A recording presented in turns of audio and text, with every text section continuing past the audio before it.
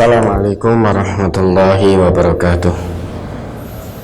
Mari kita mulai. Bismillahirrahmanirrahim. Baik Bapak Ibu, saudara dan saudari yang dimuliakan oleh Allah, alhamdulillah kita bersyukur kepada Allah. Dalam kesempatan kali ini Allah masih berkenan mempertemukan kita dalam kajian Ahad pagi yang memang sebelum pandemi rutin diadakan di majelis ini. Mudah-mudahan Allah lekas angkat pandemi ini sehingga kita bisa mengaji lagi di majelis yang kita cintai ini. Saat kita mengaji, Bapak Ibu, saudara dan saudari, mari kita buka nurani kita luas-luas sehingga apa yang kita kaji bisa kita tangkap, kita cerna, kita pahami, yang kemudian kita amalkan dalam kehidupan sehari-hari. Mungkin dalam kesempatan kali ini akan kita teruskan menjawab pertanyaan-pertanyaan yang masih ada kaitannya dengan brosur yang memang belum selesai. Mari Ustaz dimulai saja. Masuk kepada pertanyaan yang terkait dengan brosur pada tanggal 14 Februari tentang majelis-majelis zikir adalah taman-taman surga. Pertanyaan, apakah membaca tasbih, tahmid, tahlil, dan bertakbir secara bersama-sama di suatu masjid atau di suatu majelis dengan suara lirih ini diperkenankan Ustaz? Mohon penjelasannya. Coba itu dibaca hadisnya itu yang anjuran dari Rasulullah, idza marartum biriyadil jannah farta'u. Ya Rasulullah, wa mariyadul jannah, qala al masajid. Mari coba dibaca itu. Ya, brosur halaman 2. An Nabi Hurairah qala Rasulullah sallallahu alaihi wasallam, idza marartum biriyadil jannati farta'u. Qultu ya Rasulullah wa ma riyadul jannah? Qala al masajidu. Qultu wa matar'u ya Rasulullah? Qala subhanallah walhamdulillah wa la ilaha illallah wallahu akbar. Rawahu Tirmidzi.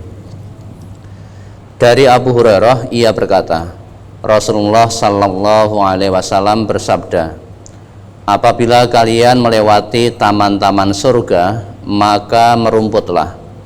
Aku bertanya, ya Rasulullah, apa taman-taman surga itu?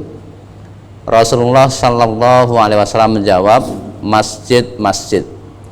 Aku bertanya lagi, lalu apa rumputnya ya Rasulullah? Beliau bersabda, subhanallah walhamdulillah wa la ilaha illallah wallahu akbar. Maha suci Allah, segala puji bagi Allah, tidak ada Tuhan selain Allah dan Allah maha besar. Hadis riwayat Tirmidzi. Nah, yang ibu tanyakan ini tasbih, tahmid, tahlil, takbir itu adalah bagian dari rumput-rumput dari taman-taman surga. Dalam hadis itu Nabi kita menjelaskan, idza marartum biriyadil jannah farta'u.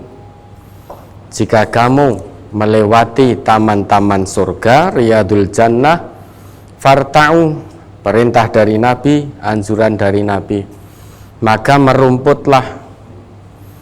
Kemudian perawi bertanya, ya Rasulullah, wa mariyadul jannah? Wahai Rasulullah, apa itu taman-taman surga? Qala, Nabi kita bersabda, al masajidu, yaitu masjid-masjid. Sehingga masjid-masjid itu adalah taman-taman surga yang ada di dunia. Namun masjid-masjid ini, taman-taman surga di dunia ini, itu nanti yang akan mengantarkan diri kita menuju taman-taman surga di akhirat kelak. Kemudian perawi bertanya lagi, Wa marrat'u ya Rasulullah. Lantas apa rumputnya wahai Rasulullah? Nabi kita menjawab, Subhanallah walhamdulillah wala ilaha illallah wallahu akbar. Yakni mengucap tasbih, mengucap tahmid, mengucap tahlil dan juga mengucap takbir. Kemudian apakah ada tuntunannya? Mengucapkan ini semua secara bersama-sama dengan suara lirih di dalam sebuah masjid. Kalau itu saya belum tahu secara bersama-sama. Sependek yang saya tahu, kalau kita melintas melewati taman-taman surga, kita diperintahkan oleh Rasulullah untuk merumput. Nah, rumput taman-taman surga, yaitu sama taman-taman surga di dunia, rumputnya adalah ucapan tasbih, tahmid, tahlil dan takbir. Ini menurut Nabi. Adapun kaifiyahnya, tata caranya secara bersama-sama itu yang kami belum tahu. Karena belum tahu ya belum mengamalkan. Dan untuk masalah ini memang kita sudah saling menghargai, saling menghormati satu dengan yang lain. Tidak perlu diperuncing, tidak perlu diperpanjang. Sebanyak perbedaan di antara kita, masih banyak kesamaan. Kita sama-sama kiblatnya masih sama. Bilangan rokaat dalam sholat 5 waktu juga masih sama. Tuhan kita masih sama, yaitu Allah Subhanahu wa Ta'ala. Kitab suci kita juga masih sama. Adapun masalah-masalah furu'iyah, kaifiyah dan lain sebagainya, kalau ada perbedaan di antara kita, itu kita saling menghormati. Ada lagi Ustaz? Berikutnya dari brosur halaman 1 Quran surat Al-Baqarah ayat 152. Fazkuruni azkurkum washkuruli wala takfurun. Maka ingatlah kamu kepadaku, niscaya aku ingat pula kepadamu, dan bersyukurlah kepadaku, dan janganlah kamu mengingkari nikmatku. Apakah kalau kita berdoa kepada Allah sampai menangis karena beban yang berat, tidak diceritakan kepada manusia, hanya dicurahkan kepada Allah saat kita berdoa? Apakah keadaan yang seperti ini sudah termasuk mengingkari nikmat, Ustaz? Kalau betul yang panjenengan sampaikan itu, insya Allah tidak termasuk mengingkari nikmat Allah. Mengingkari nikmat Allah itu bagaimana toh? Mengingkari nikmat Allah itu kita tidak menggunakan nikmat yang telah Allah berikan di jalan yang Allah ridhoi. Semua nikmat yang Allah berikan itu sudah sesuai dengan fungsinya.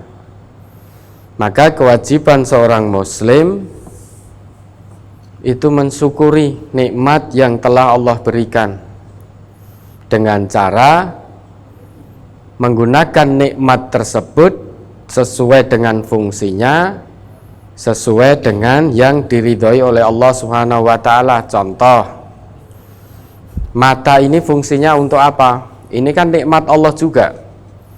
Tanpa kita minta, dari ujung rambut sampai ujung kaki, itu tanpa kita minta Allah sudah beri. Mata ini fungsinya untuk apa? Kalau kita bertanya kepada manusia yang memang tidak kenal dengan Allah, pasti jawabannya hanya sederhana. Mata fungsinya untuk melihat, telinga fungsinya untuk mendengar, lisan fungsinya untuk berbicara. Maka jawabannya paling hanya sebatas itu. Padahal menurut Allah, yang namanya mata ini fungsinya untuk melihat yang baik-baik. Maka kita orang beriman diperintahkan oleh Allah, qul lil mu'minina yaghuddu min absarihim. Katakan kepada mukmin laki-laki hendaknya menundukkan pandangannya. Ayat 31-nya dalam Quran surah An-Nur itu untuk mukmin perempuan. Dan katakan pada mukmin perempuan agar menundukkan pandangannya. Dari sini kita bisa mengambil pelajaran bahwa mata ini fungsinya kalau menurut Allah adalah untuk melihat yang baik-baik. Karena Allah itu maha baik. Innallaha thayyib la yaqbalu illa thayyiban. Allah tidak akan menerima kecuali hal-hal yang baik. Lah mata ini fungsi untuk melihat hal-hal yang baik. Kalau kita gunakan untuk melihat hal yang tidak baik, maka itu namanya kita mengkufuri, mengingkari nikmat. Kalau telinga hanya sebatas kita gunakan untuk mendengar, maka semua informasi akan masuk, tidak bisa kita saring, baik informasi baik maupun informasi yang buruk. Padahal telinga ini fungsinya dalam Islam adalah untuk mendengar hal-hal yang baik-baik. Kalau kita gunakan untuk mendengar hal yang tidak baik, berarti kita mengkufuri nikmat Allah. Karena menggunakan telinga kita bukan sesuai dengan fungsi yang dikehendaki oleh Allah. Begitu pula lisan, fungsinya adalah untuk berbicara yang baik-baik. Maka perintahnya wa qulu qaulan karima wa qulu qaulan sadida. Man kana yu'minu billahi wal yaumil akhir falyaqul khairan aw liyasmut. Barang siapa yang iman kepada Allah dan hari akhir, hendaknya dia berkata yang baik-baik. Kalau tidak bisa, maka hendaknya dia diam. Karena lisan ini, menurut Allah, nikmat lisan ini hanya diperbolehkan untuk mengucapkan hal yang baik-baik, untuk berbicara yang baik-baik. Kalau dengan lisan ini kita berbicara kotor, itu namanya kita telah mengkufuri nikmat Allah. Ini contoh nikmat yang melekat pada diri kita. Contoh lain misalkan secara materi. Materi yang Allah titipkan pada kita, kewajiban kita sebagai tanda syukur kepada Allah adalah membelanjakan harta yang Allah titipkan fisabilillah, di jalan Allah. Wa mimma razaqnahum yunfiqun. Orang yang bertakwa itu salah satu cirinya adalah gemar membelanjakan sebagian harta yang Allah berikan kepadanya, membelanjakan di jalan Allah. Nah, kalau kita gunakan untuk membelanjakan di jalan setan, maka kita mengkufuri nikmat Allah dari sisi materi. Karena fungsinya adalah untuk dibelanjakan di jalan yang Allah ridhoi. Itu mengkufuri nikmat. Nah, kalau kita bermunajat kepada Allah karena teringat beban yang berat, kenapa menangisnya kepada Allah tatkala kita ingat beban hidup kita yang berat? Tidak menangis karena dosa. Nah, maka kita perlu sadar diri, biasanya kita menangis kepada Allah itu memang manusia umumnya ketika ingat dengan beban hidupnya yang berat. Hanya sedikit manusia yang menangis karena ingat dosanya kepada Allah. Banyak manusia yang teringat dosanya itu merasa biasa saja. Hanya laksana seperti lalat yang nempel di hidungnya, sudah digusah begini sudah lalat itu pergi. Padahal ini ingat dosa. Orang yang beriman betul kepada Allah, tatkala ingat dosanya, dia seakan-akan takutnya itu seakan-akan seperti hendak kebruan gunung. Itu orang yang beriman betul kepada Allah. Maka dia pasti menangis tatkala teringat dosanya. Namun kebanyakan dari kita itu menangis kepada Allah saat ingat beban hidup yang kita hadapi. Berat dan tidaknya itu sebetulnya tergantung kita sendiri. Berat dan tidaknya.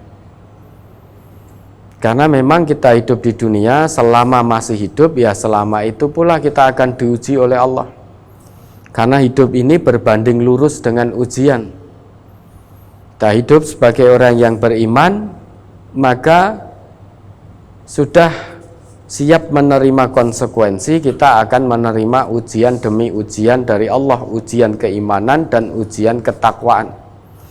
Seberat apapun ujian hidup yang kita jalani, kalau kita senantiasa menghadirkan Allah dalam penyelesaiannya, janji Allah, wa may yattaqillaha yaj'al lahu makhraja wa yarzuqhu min haitsu la yahtasib.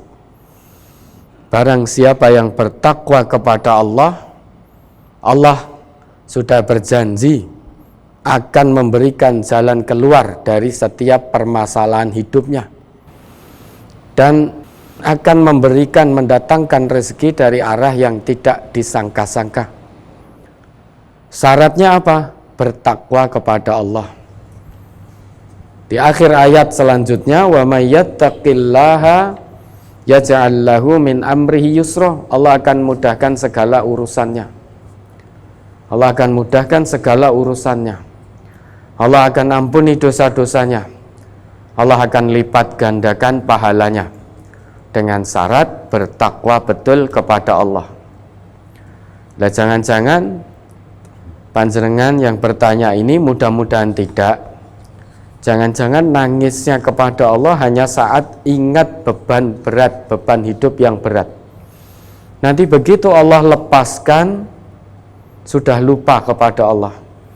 Maka jangan sampai kita termasuk dalam golongan yang disindir oleh Allah dalam Quran surah Az-Zumar kalau tidak salah Ustaz. Fa idza massal insana dzurrun da'ana. Kalau tidak salah Quran surah Az-Zumar surah ke-49 surah ayat ke-49. Surat Az-Zumar nomor surat 39 ayat 49.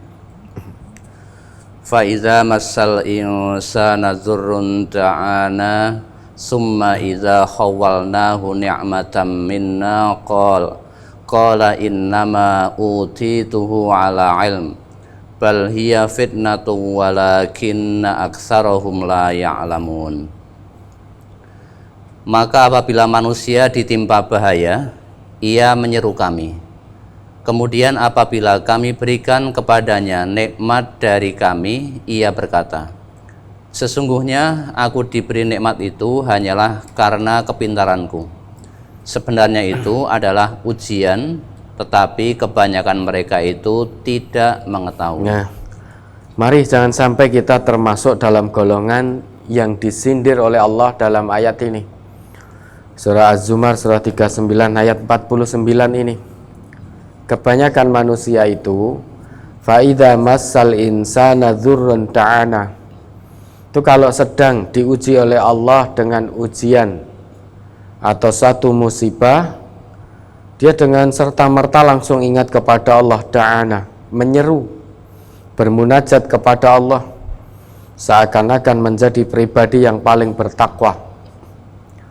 Setiap saat menyeru kepada Allah, ingat kepada Allah, tujuannya satu, agar Allah lepaskan dirinya dari musibah yang sedang dihadapinya, dari beban hidup yang sedang dihadapinya. Namun apa yang terjadi saat Allah betul-betul lepaskan dirinya dari kesulitan hidup, dari musibah yang dihadapinya, serta-merta muncul kesombongannya.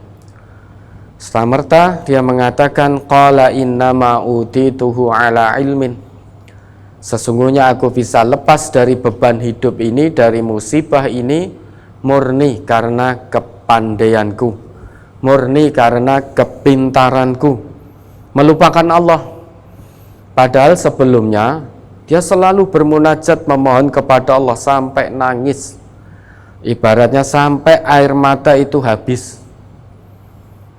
Air mata ibaratnya sampai kering karena menangis setiap saat. kepada Allah agar Allah lepaskan dirinya dari beban hidup yang dia rasakan teramat berat. Namun ketika betul Allah lepaskan, muncul sifat aslinya, kesombongannya muncul, melupakan Allah dan merasa bahwa dirinya bisa lepas dari musibah itu murni karena kepandaiannya. Perlu kita ketahui, lepasnya diri ini dari musibah yang kita hadapi itu adalah ujian dari Allah. Itu adalah ujian dari Allah. Bal hiya fitnah. Saat kita ditimpa musibah itu ujian. Saat kita dilepaskan dari musibah itu juga ujian. Walakinna aktsarahum la ya'lamun, tetapi kebanyakan dari manusia tidak mengetahui. Manusia itu kebanyakan menganggap yang namanya ujian hanya musibah. Sedangkan hal-hal yang menyenangkan itu tidak musibah. Padahal semuanya itu adalah ujian dari Allah. Baik hal yang menyenangkan maupun yang kurang menyenangkan itu adalah ujian dari Allah.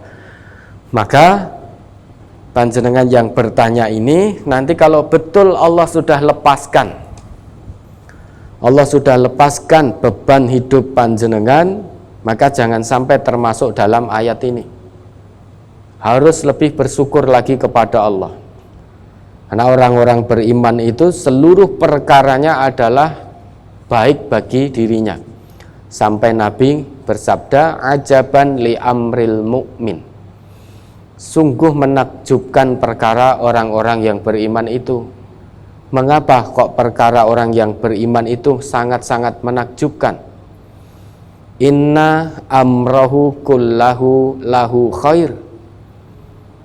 Karena sesungguhnya seluruh perkara orang yang beriman itu adalah baik bagi dirinya. Walaysa dzalika li ahadin illa lil mu'min. Hal yang demikian, yaitu baiknya seluruh perkara, itu tidak dimiliki oleh orang selain orang yang beriman kepada Allah. Cirinya apa? In asobathu sarra'u syakara fakana khairal lahu. Karena orang yang memiliki iman yang shadiq di hadapan Allah, jika ia diuji oleh Allah dengan kesenangan, syakara, maka ia akan bersyukur.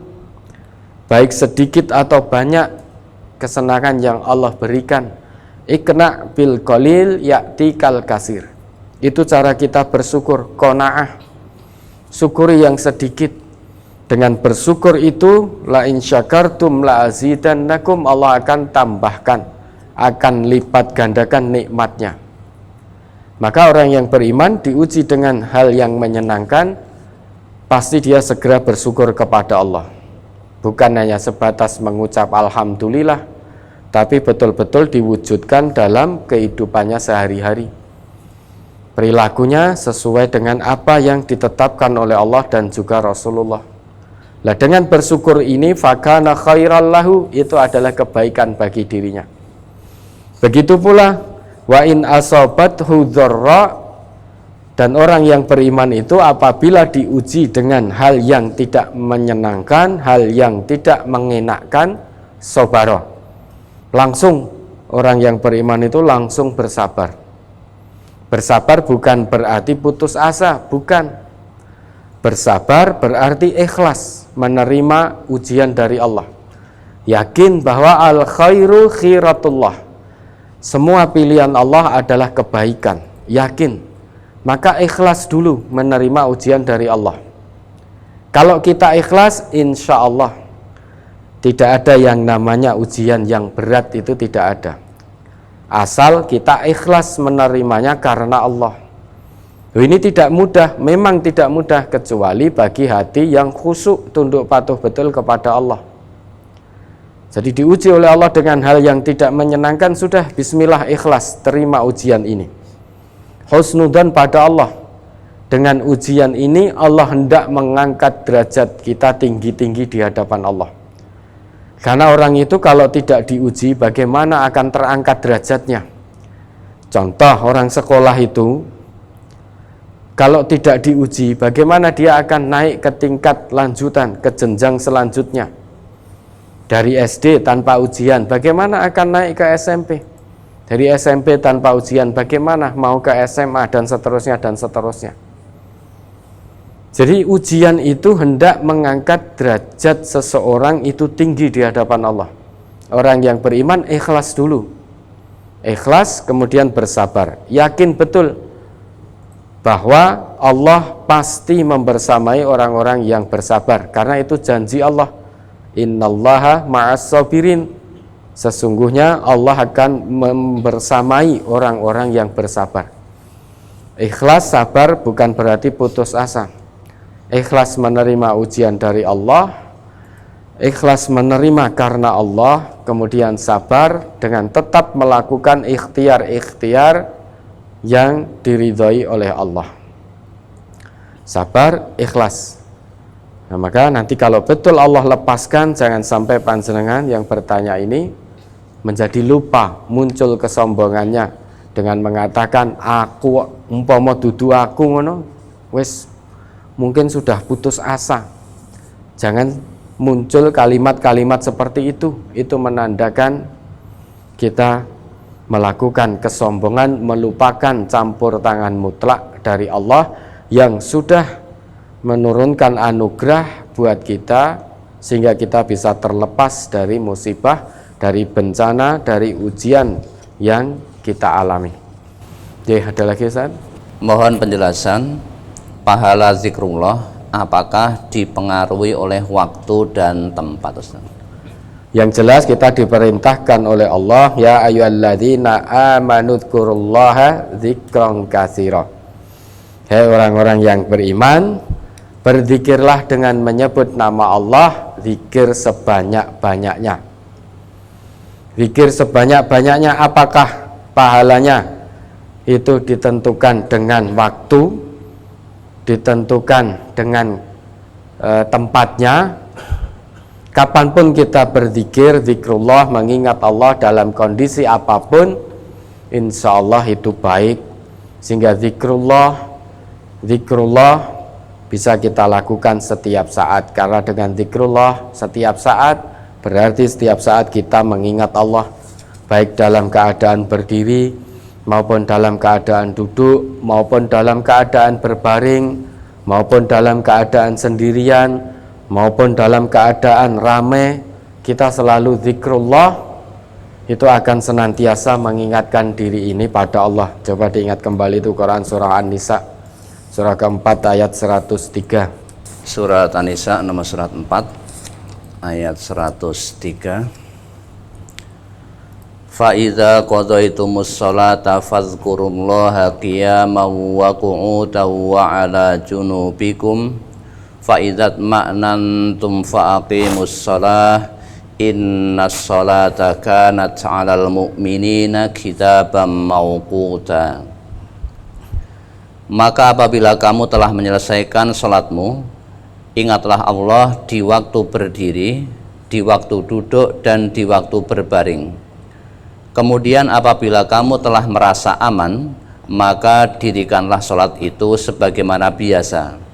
Sesungguhnya sholat itu adalah kewajiban yang ditentukan waktunya atas orang-orang yang beriman. Ya, fa idza qadaytumus sholata fadhkurullaha qiyaman wa qu'udan wa 'ala junubikum.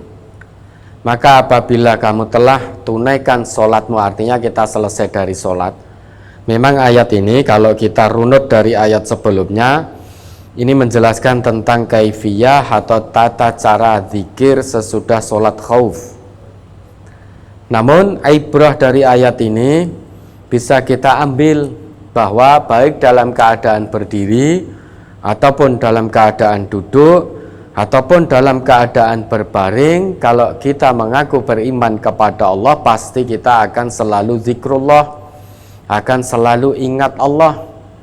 Sehingga dalam berbagai kondisi, baik berdiri, duduk, berbaring, kita selalu ingat kepada Allah. Maka orang yang selalu ingat kepada Allah, pasti dia akan terjaga dari perbuatan maksiat. baik dalam kesendirian maupun di hadapan orang banyak, karena dia paham betul bahwa Allah senantiasa mengawasinya. Kalau sudah merasa diawasi oleh Allah, maka mustahil orang ini akan melakukan perbuatan-perbuatan yang tidak diridhoi oleh Allah dan juga tidak dicontohkan oleh Rasulullah Sallallahu Alaihi Wasallam. Makanya zikir tidak terbatas oleh waktu dan tempat dimanapun.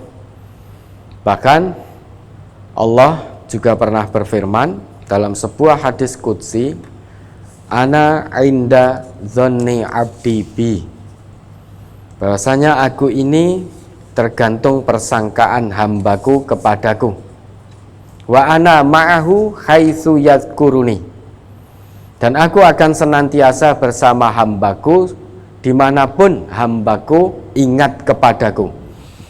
Jadi dimanapun kita ingat kepada Allah, Allah pun juga akan mengingat kita,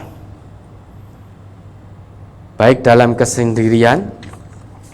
Apabila hambaku mengingatku dalam kesendirian, artinya mengingatku dalam hatinya, aku pun akan mengingat hambaku dalam diriku. Wa idza dzakaroni fi malain, dan jika hambaku mengingatku di hadapan sekumpulan orang, maka Allah pun, aku pun akan mengingat hambaku di hadapan sekumpulan yang lebih baik daripada sekumpulan orang tersebut. Lah ini, dimanapun kita ingat kepada Allah, Allah pasti ingat kepada kita.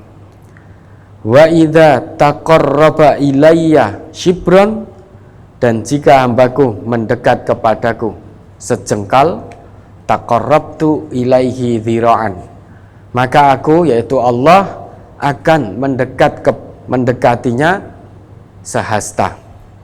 Wa idza taqarraba ilayya dzira'an, dan jika hambaku mendekat kepadaku sehasta, taqarrabtu ilaihi ba'an, aku akan mendekat kepadanya sedepa.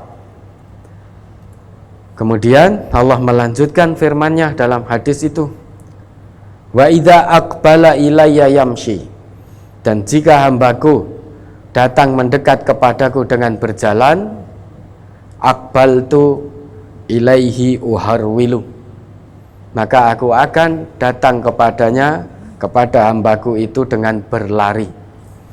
Syaratnya kita ingat Allah dimanapun kita berada, baik dalam keadaan berdiri, duduk maupun berbaring, baik dalam keadaan sendirian maupun di tengah-tengah orang ramai. Kalau kita senantiasa ingat kepada Allah, Allah pun pasti akan ingat kepada kita, sehingga pahala zikrullah tidak terbatas oleh ruang, oleh waktu dan tempat, dimanapun dan kapanpun.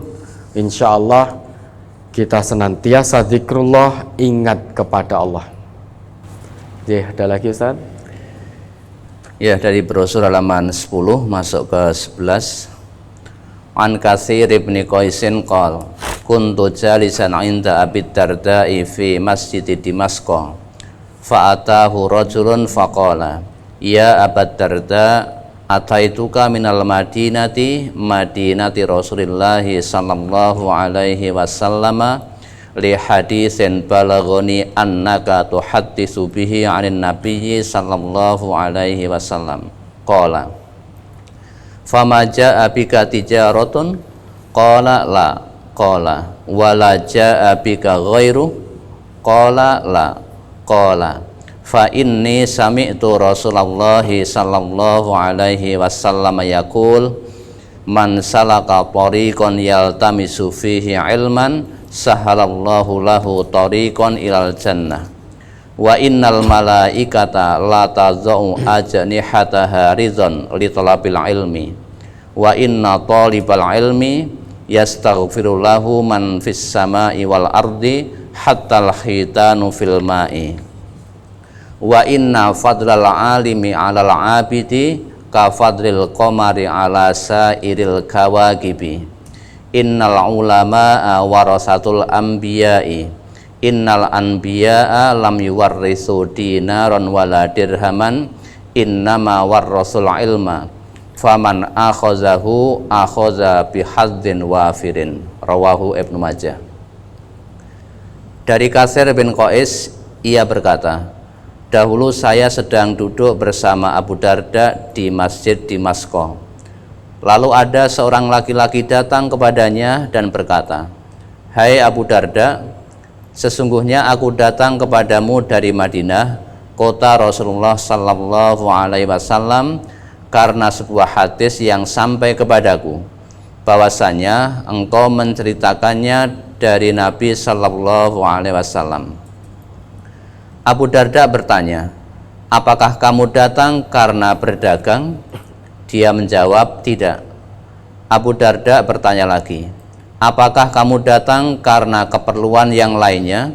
Dia menjawab, tidak. Abu Darda berkata, sesungguhnya aku mendengar Rasulullah sallallahu alaihi wasallam bersabda, barang siapa yang menempuh jalan untuk mencari ilmu, maka Allah akan memudahkan untuknya jalan ke surga.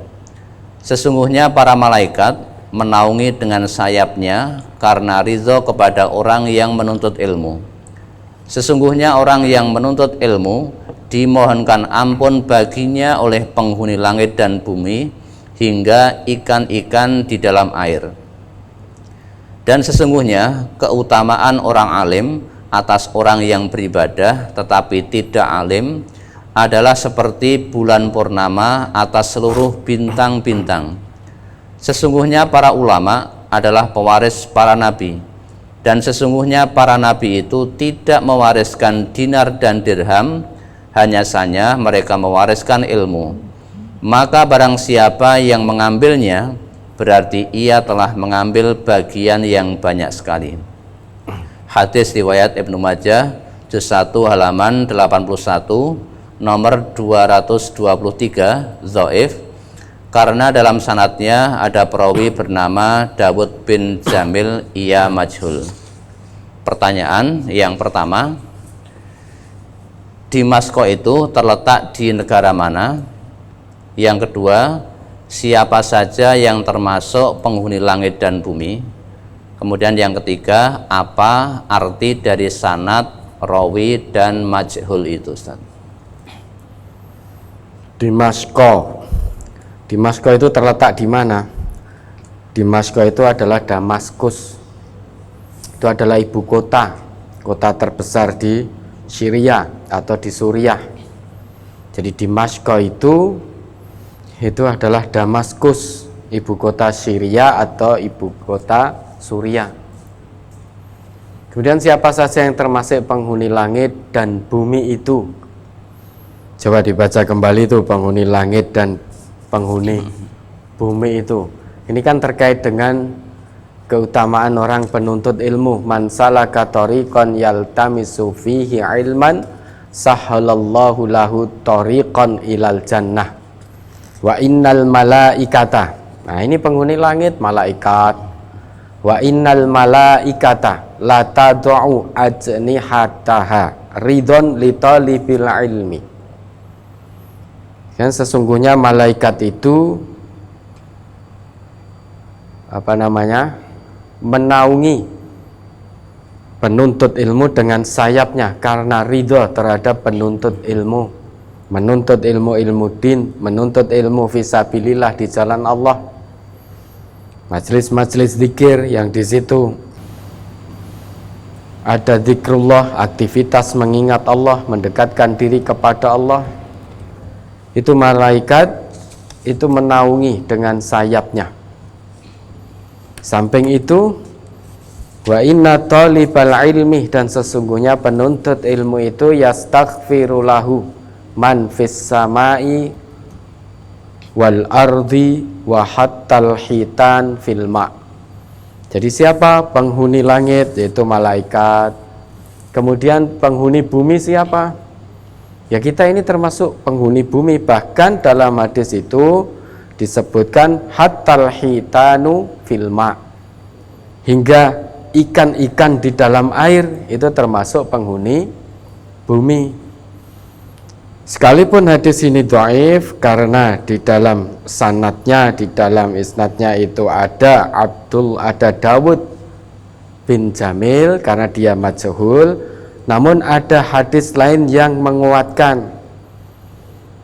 Hadis lain yang kemarin sudah kita bahas, bahwasanya Allah itu memiliki malaikat yang jumlahnya terus bertambah dan terus berkeliling. Inna lillahi azza wa jalla malaikatan sayyaratan fudula. Sesungguhnya milik Allah itu adalah para malaikat yang terus berkeliling dan jumlahnya terus bertambah. Apa aktivitas malaikat-malaikat Allah ini? Yatabba'una majalisad dzikr. Ini para malaikat itu selalu berkeliling mencari-cari majlis-majlis zikir. Fa idza wajadu majlisan fihi dzikrun qa'adu ma'ahum. Nah, kemudian ketika para malaikat ini mendapati satu majlis di dalamnya ada zikrullah, aktivitas yang bisa mendekatkan diri kepada Allah, qa'adu ma'ahum. Para malaikat tadi lantas ikut duduk di dalam majlis itu. Wa haffa ba'duhum ba'da bi ajnihatihim. Kemudian para malaikat itu saling membentangkan sayapnya untuk menaungi orang-orang yang berada di majlis zikir tersebut. Hatta yamla'u ma bainahum wa bainas sama'id dunya. Hingga sayapnya itu terbentang menutupi antara para malaikat dan langit dunia. Ini menguatkan bahwa seorang penuntut ilmu fisabilillah, menuntut ilmu karena mengharap keridhaan dari Allah, itu akan mendapatkan naungan dari para malaikat dengan cara dibentangkan sayapnya, yaitu malaikat saling membentangkan sayap hingga penuh sampai memenuhi di antara malaikat dan juga langit dunia. Dalam hadis lain disebutkan, man kharaja fi talabil ilmi fahuwa fi sabilillahi hatta yarji'ah. Man ismun mausulun yadullu alal amiyah.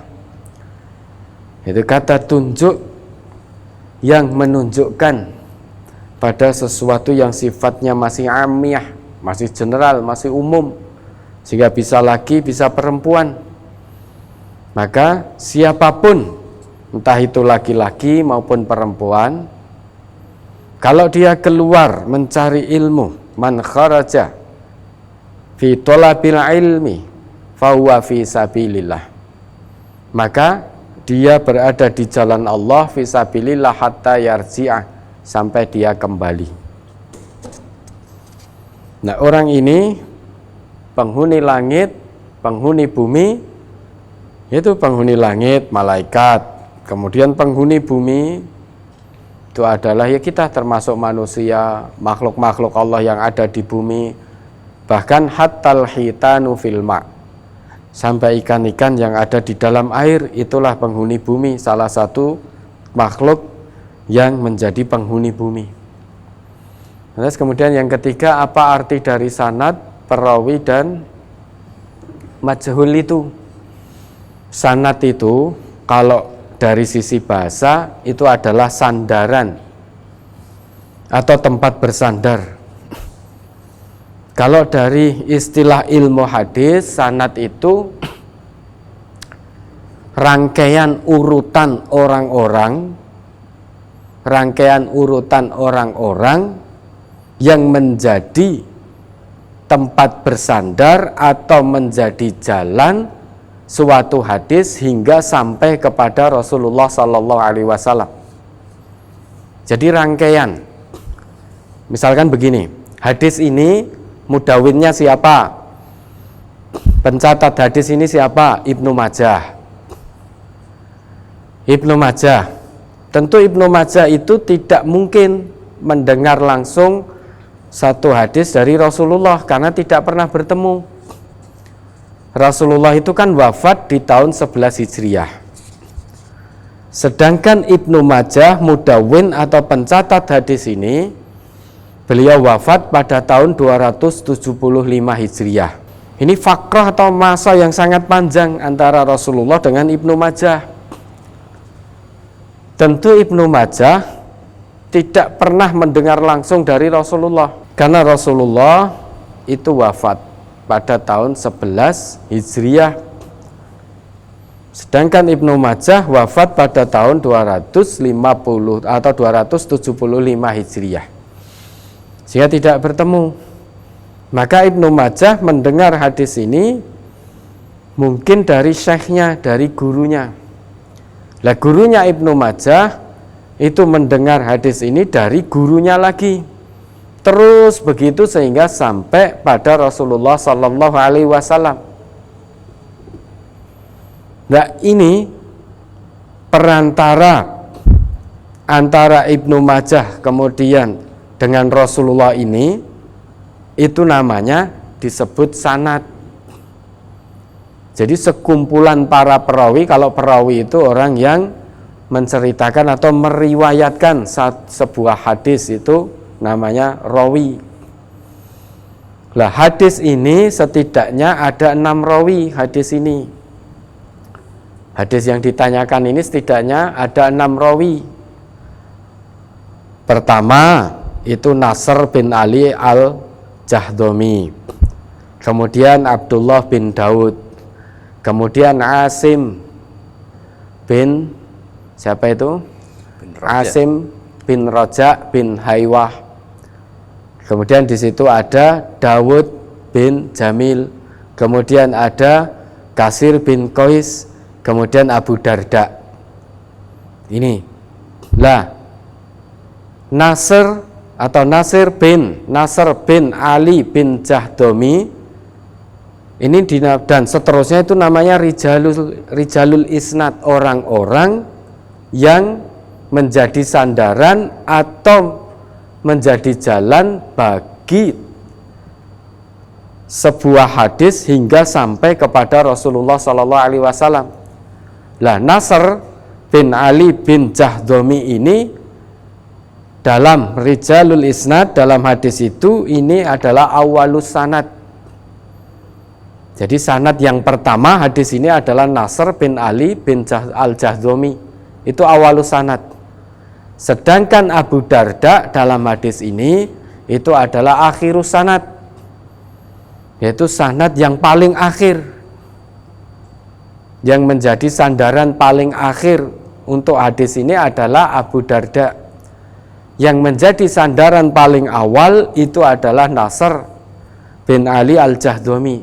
Lah antara Nasr bin Ali al-Jahdami dengan Abu Darda ini ada rijalul isnad. Ini namanya wasatus sanad. Jadi pertengahan sanad. Kalau Nasr tadi awal sanad, Abu Darda akhir sanad. Lah 4 orang antara Nasr dan Abu Darda itu namanya wasatus sanad, pertengahan sanad. Lah 6 orang ini, beliau-beliau ini itu ada menjadi tempat sandaran bagi sebuah hadis hingga sampai pada Rasulullah. Karena tidak mungkin Ibnu Majah mendengar langsung dari Rasulullah Sallallahu Alaihi Wasallam, maka butuh perantara, yaitu rangkaian urutan ini tadi, para rawi ini tadi, urutan. Ya, di awal sanadnya ada Nasr yang menjadi tempat sandaran. Akhir sanadnya ada Abu Darda. Tengah sanadnya di situ ada Abdullah bin Daud. Ada juga Asim bin Haywah, Asim bin Roja bin Haywah, ada juga Dawud bin Jamil, kemudian ada juga Kasir bin Qais, baru Abu Darda.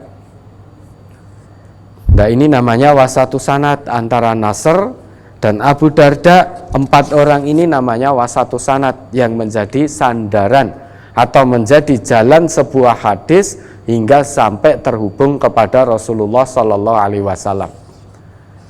Lah kalau perawi itu sebetulnya seperti sanad, cuma cara menghitungnya terbalik. Kalau tadi sanad itu kan dari atas, maka nasr itu dikatakan sebagai awalus sanad. Kemudian Abu Darda itu dikatakan sebagai akhir sanad.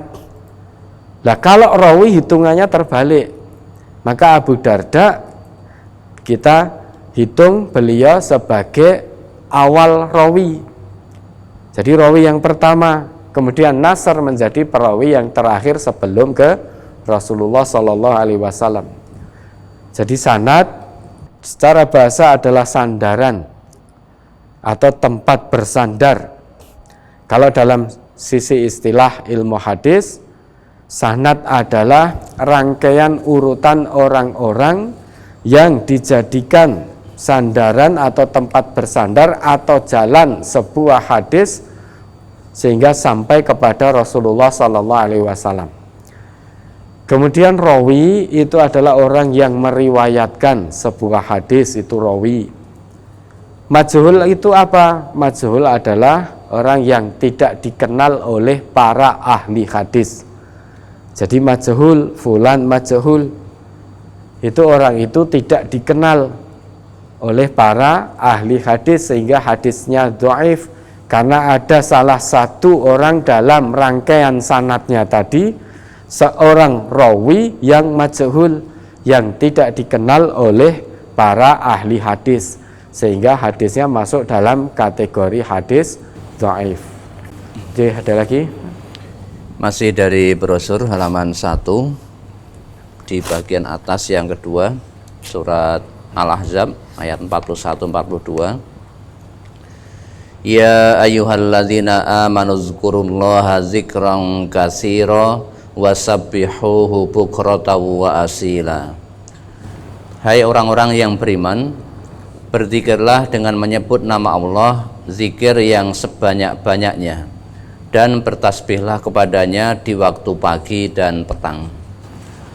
Pertanyaan, apa arti persamaan dan perbedaan antara zikir dan tasbih? Kemudian yang kedua, kapan waktu terbaik untuk melaksanakan zikir dan tasbih? Lalu adakah batas waktunya, Ustaz? Ya, ini tadi insya Allah sudah terjawab kapan batas waktu, ruang, tempatnya untuk berzikir kepada Allah. Insya Allah dimanapun dan kapanpun kita zikir kepada Allah itu baik, sehingga tidak ada dibatasi oleh waktu, oleh tempat. Kapanpun, dimanapun kita berzikir kepada Allah itu adalah baik, karena perintahnya memang demikian, kita diperintah oleh Allah memang demikian. Ya ayyuhalladzina amanu dzkurullaha dzikran katsira. Hai orang-orang yang beriman, berzikirlah dengan menyebut nama Allah dengan zikir sebanyak-banyaknya. Lah zikir itu apa? Zikir itu segala aktivitas yang bisa mendekatkan diri kita kepada Allah. Bisa dengan mengingat Allah, bisa dengan menyebut asma-asma Allah, bisa dengan mengingat dan menyebut asma Allah. Itu zikir. Sehingga lebih umum daripada tasbih, lebih luas cakupannya. Dengan sholat itu kita bisa mendekatkan diri kepada Allah. Sholat kita bisa mengingat Allah. Karena dengan sholat itu hakikatnya kita sedang membangun interaksi yang kuat, hubungan yang kuat dengan Allah.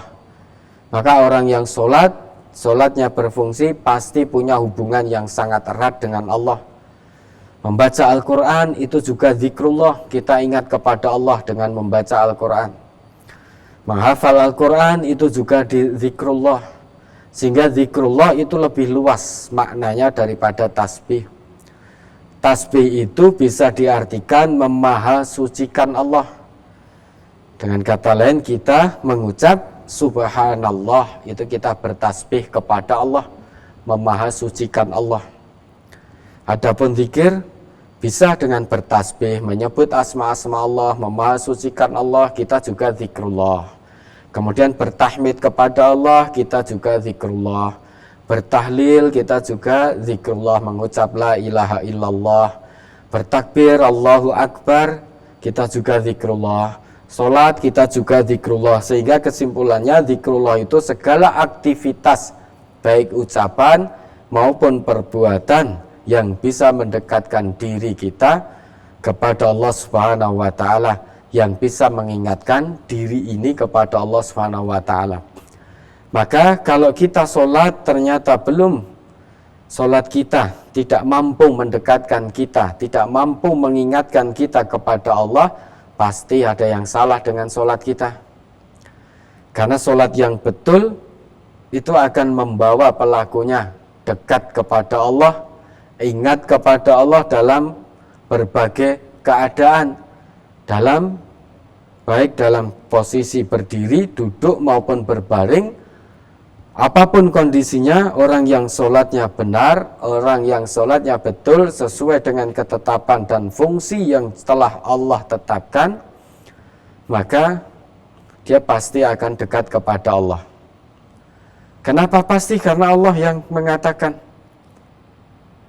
orang yang sholatnya betul akan terbebas dari perbuatan maksiat, yaitu fahsya dan mungkar. Kalau ada orang yang sudah terbebas jauh dari perbuatan fahsya dan mungkar, insya Allah dia dekat kepada Allah. Karena tidak melakukan perbuatan maksiat, entah itu fahsya, keji, ataupun mungkar. Sehingga seluruh aktivitasnya untuk mendekatkan diri kepada Allah. Nah, dengan zikir, artinya zikrullah itu maknanya lebih luas daripada tasbih, karena tasbih juga termasuk zikrullah. Adapun arti dari tasbih itu bisa diartikan kita memasucikan Allah dengan mengucap subhanallah. Ada lagi, Ustaz? Saya insya Allah setiap habis salat maghrib bersama anak dan istri membaca Al-Quran satu rukuk secara pergantian per ayat. Setelah itu dibaca artinya, dan semaksimalnya dan semampu saya jelaskan maksud dan isi artinya. Pertanyaan, apakah aktivitas saya ini termasuk majelis ilmu, Ustaz? Ya, kalau yang diceritakan ini benar adanya, insya Allah termasuk majelis ilmu. Karena Al-Quran itu bukan hanya sebatas untuk dibaca. Quran itu selain dibaca juga penting untuk dikaji, untuk ditadaburi. Kenapa harus ditadaburi? Biar kita paham dari apa yang kita baca. Karena jujur, Al-Quran menggunakan bahasa Arab, sedang kita bukan petutur Arab. Orang Arab pun yang sehari-harinya mereka menggunakan bahasa Arab dalam percakapan mereka sehari-hari, itu pun kosakatanya sudah berbeda dengan bahasa Al-Quran. Karena bahasa Al-Quran ini adalah lingua franca pada abad ke-7, dan hampir orang Arab saat ini sudah jarang dalam percakapan sehari-hari menggunakan kosakata-kosakata dari Al-Quran, kosakata-kosakata yang ada dalam Al-Quran. Ya, sebagaimana kita dulu, orang Jawa itu punya bahasa yang sangat halus. Nah, generasi sekarang ini apa paham bahasa wayang itu, apa paham? Banyak yang tidak paham karena kosakatanya sudah tidak dipergunakan dalam percakapan sehari-hari. Nah, begitu pula orang Arab, tidak sedikit yang tidak bisa memahami bahasa Al-Quran, meskipun juga dengan berbahasa Arab. Maka orang Arab pun perlu tafsir juga. Dari ayat ditafsirkan, tafsirnya tentu dengan bahasa mereka, bahasa Arab, bukan dengan bahasa Indonesia. Kalau orang Arab membaca tafsir bahasa Indonesia, ya bisa jadi mereka tidak paham kalau tidak menguasai bahasa Indonesia. Nah, kita jujur, alhamdulillah Allah beri kemudahan. Banyak orang yang bahasa ibunya bukan bahasa Arab, namun bisa paham terhadap Al-Quran dan mengamalkan. Dengan apa Allah berikan kemudahan? Allah jadikan para pakar bisa menerjemahkan ke berbagai bahasa yang ada di dunia ini. Kalau memahami Al-Quran itu hanya sebatas kita syaratnya semuanya harus bisa berbahasa Arab, maka akan banyak yang tidak paham Al-Quran, akan banyak yang tidak paham tentang Al-Quran. Oleh karenanya, karena Al-Quran ini adalah petunjuk kalamullah, petunjuk dari Allah untuk umat manusia, maka Allah jadikan banyak yang pakar bisa menerjemahkan Al-Quran ke berbagai bahasa, termasuk dalam bahasa Inggris, Jerman, Cina, Mandarin, Indonesia. Supaya apa? Supaya manusia itu di seluruh muka bumi ini bisa mengambil ibrah, bisa mengambil pelajaran. Itu salah satu bentuk Allah memudahkan Al-Quran untuk diambil pelajaran-pelajarannya. Makanya kalau panjenengan tidak memahami bahasa Al-Quran, maka ya pas setelah dibaca kemudian dipahami maknanya, dipahami artinya, kemudian dipahami maknanya, ditadaburi. Kemudian setelah dipahami, diamalkan dalam kehidupan sehari-hari. Karena Quran itu bukan hanya sebatas bacaan, sehingga tidak hanya sekedar dibaca. Kalau dibaca memang dapat pahala, namun ada yang lebih daripada sebatas kita baca. Orang Islam itu harus menjadi orang Islam yang memang betul-betul orang Islam yang paripurna, ya membaca, ya mengkaji, memahami, kemudian mengamalkan.